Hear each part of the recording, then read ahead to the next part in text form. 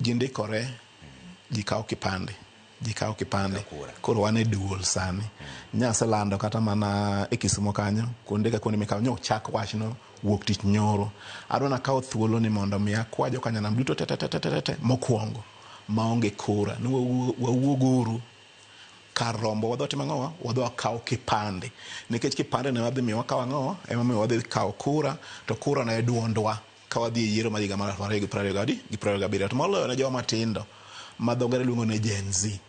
Nyo waseneno ni gigombo ahinya mondo mi gibed gi piny ma gin giwegi nyalo mor godo. Koro mae thuolo margi ma ginyalo loko godo telo ma gidwaro in a democratic manner.